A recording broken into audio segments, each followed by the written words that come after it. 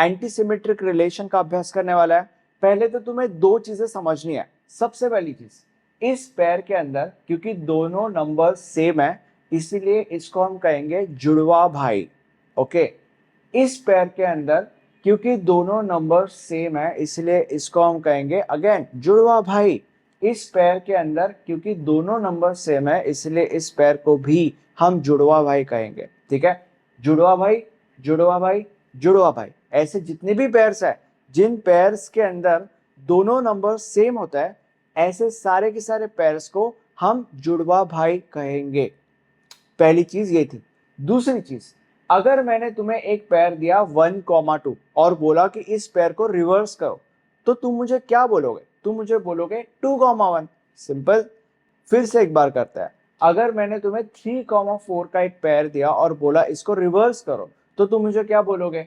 तुम मुझे बोलोगे 4,3। इजी।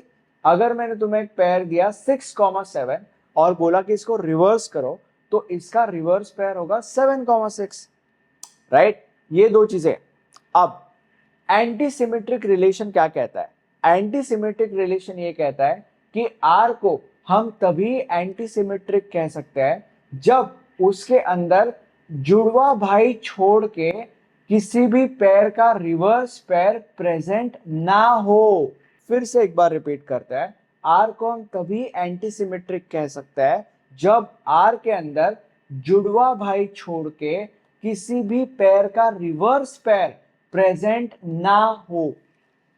ठीक है, अब ट्राई करेंगे। लेट्स से हमारे पास एक सेट है, सेट ए, और उसके अंदर 4 एलिमेंट्स है 1 2 3 4 एंड हमारे पास आर है जिसके अंदर 4 पेयर्स है और मैंने तुम्हें पूछा कि इज आर एंटी सिमेट्रिक। क्या आर एंटी सिमेट्रिक है? देखते हैं। आर के अंदर 1,2 है, इसका रिवर्स पेयर 2,1 होता है जो कि यहाँ पे प्रेजेंट नहीं होना चाहिए अकॉर्डिंग टू दिस। क्या इसका रिवर्स पेयर 2,1 यहाँ पे प्रेजेंट है? नहीं है। गुड। 2,2 जुड़वा भाई है। जुड़वा भाई छोड़ के, मतलब जुड़वा भाई है तो चलेगा, कोई प्रॉब्लम नहीं है। बेसिकली हमें जुड़वा भाइयों से यहाँ पे प्रॉब्लम नहीं है तो इसको हम इग्नोर कर देंगे। 3,4, 3,4 का रिवर्स पेयर क्या होता है? 4,3। 4,3 अकॉर्डिंग टू दिस प्रेजेंट नहीं होना चाहिए यहाँ पे। 4,3 प्रेजेंट है क्या? नहीं है। गुड। देन 4,1, 4,1 का रिवर्स पेयर क्या होता है? 1,4।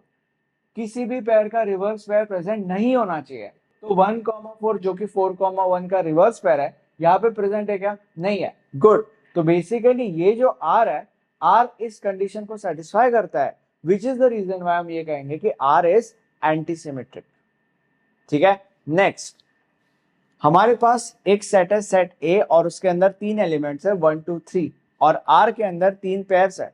क्या आर एंटी सिमेट्रिक है? चेक करते हैं।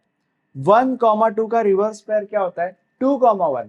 2,1 किसी भी पेयर का रिवर्स पेयर प्रेजेंट नहीं होना चाहिए। 1,2 का रिवर्स पेयर 2,1 यहाँ पे प्रेजेंट है, मतलब ये जो है ये इस कंडीशन को सेटिस्फाई नहीं कर रहा है। यहीं पे कंडीशन ब्रेक हुई। जैसे ही हमें पता चलता है कि कंडीशन हमारी ब्रेक हो चुकी है उसी वक्त हम ये घोषित कर देते हैं या हम ये डिसाइड करेंगे कि R is not antisymmetric. तो बेसिकली यहाँ पे R was एंटीसिमेट्रिक, यहाँ पे R is नॉट एंटीसिमेट्रिक, क्योंकि वहां पे कंडीशन सेटिस्फाई हो रही थी, यहाँ पे कंडीशन सेटिस्फाई नहीं हो रही है, इसीलिए वो एंटीसिमेट्रिक था, ये एंटीसिमेट्रिक नहीं है। नेक्स्ट एग्जांपल, A के अंदर 4 एलिमेंट्स है 3 4 5 एंड 6 और R के अंदर 3 पेयर्स है। Is R antisymmetric? 3,4 का रिवर्स पेयर क्या होता है? 4,3। क्या यहाँ पे प्रेजेंट है? नहीं है। गुड। 4,5 का रिवर्स पेयर होता है 5,4। क्या यहाँ पे प्रेजेंट है? नहीं है। गुड। 5,6 का रिवर्स पेयर होता है 6,5। क्या यहाँ पे प्रेजेंट है? नहीं है। गुड। बेसिकली जुड़वा भाई को छोड़ के किसी भी पेयर का रिवर्स पेयर प्रेजेंट नहीं होना चाहिए, तो यहाँ पे जुड़वा भाई तो नहीं है तो उसका कोई सवाल ही नहीं पैदा होता। एंड उसके अलावा यहाँ पे किसी भी पेयर का रिवर्स पेयर यहाँ पे प्रेजेंट नहीं है। ठीक है, और ये चीज इस कंडीशन को सेटिस्फाई करती है, विच इज द रीजन हम यहाँ पे कहेंगे कि आर इज एंटीसिमेट्रिक। अब एंटीसिमेट्रिक रिलेशन के डेफिनेशन को हम टेक्निकल भाषा में कैसे रीड करते हैं? Relation R defined on A is said to be antisymmetric relation if and only if for all x comma y belongs to A, if x relates to y plus y relates to x implies x is equal to y.